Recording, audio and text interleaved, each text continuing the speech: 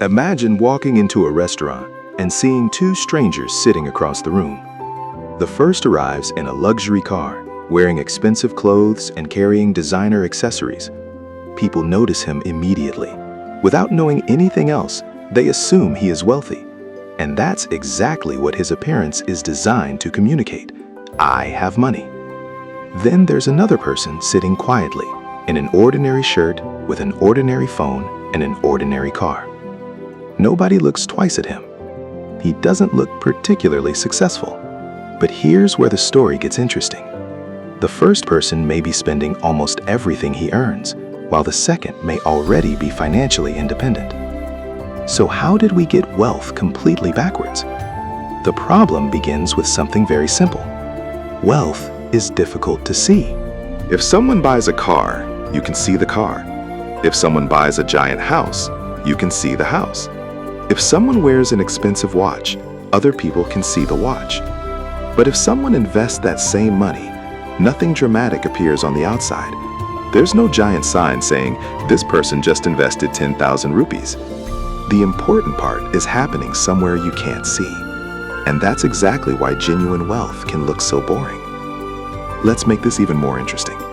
Imagine two people earning exactly the same salary. They receive the same paycheck, live in the same city, and have similar opportunities. But they make one completely different decision whenever their money arrives. Person A thinks, "I worked hard, I deserve to enjoy this money."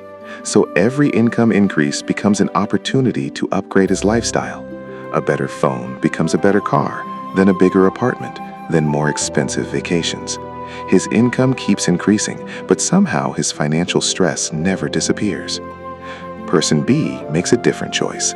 Whenever income increases, he sends part of it towards savings and investments first. Then he uses whatever remains to enjoy his life. At first, there is almost no visible difference between them. 1 year passes, then another, then 5 more, and suddenly their financial lives look nothing alike. The second person's money has been quietly working while he was busy living his normal life. His advantage wasn't one magical investment or one lucky decision. It was simply giving money enough time to compound. Small contributions repeated over years can become dramatically more valuable than one giant contribution made too late. And the most frustrating part is that compounding looks almost useless in the beginning. Just like a tree, most of the early growth happens where nobody is watching. But eventually, the results become impossible to ignore.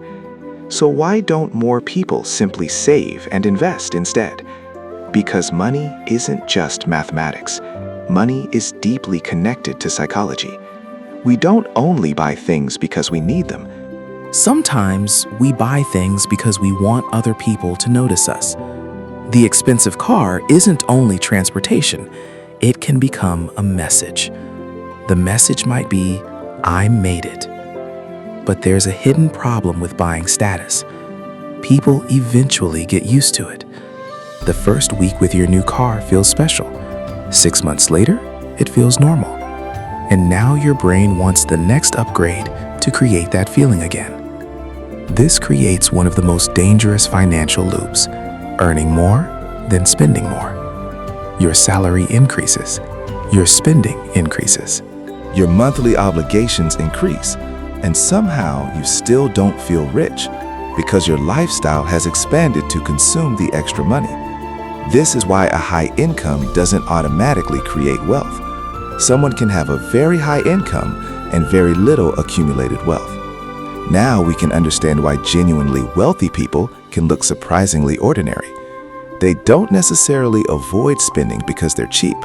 They simply become more selective about what their money is supposed to accomplish. They may happily spend money on something they genuinely value, but they don't automatically spend money just because something signals status. Because wealth building is often incredibly boring. Earn, save, invest, wait, and repeat the process for years. Think about what happens when you spend 1,000 rupees. You immediately receive something in return. But when you save that 1,000 instead, you receive almost nothing immediately. you're essentially choosing a future reward over a visible reward today. And that requires patience. It requires being comfortable with looking less successful than you actually are. You may drive an ordinary car while your investments quietly grow. You may wear ordinary clothes while your financial position becomes stronger every year. Nobody applauds that, but applause isn't what makes you wealthy. So what are you actually building when you save all that money? You're building options. Maybe one day your job becomes unbearable. Without savings, you may feel trapped. But with enough financial reserves, you have another choice. You can leave, change careers, take time off, or simply say no. That's something a luxury object can't necessarily give you. And that may be the most valuable thing money can buy: peace and freedom. We've been taught to recognize wealth by looking at what someone owns. But possessions only show you what someone chose to spend. They don't show you what someone owns but hasn't spent. They don't show you the investments quietly growing in the background. And they definitely don't show you how many choices someone can afford to make. So maybe the question shouldn't be, how rich do I look? A better question is, how much wealth am I quietly building? Are you increasing your lifestyle every time your income rises? Or are you allowing some of that extra income to become future freedom? Because real wealth doesn't need to announce itself. It can grow quietly for years while everyone else is watching something else.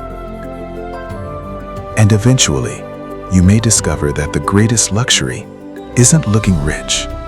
It's having enough money that you don't have to pretend.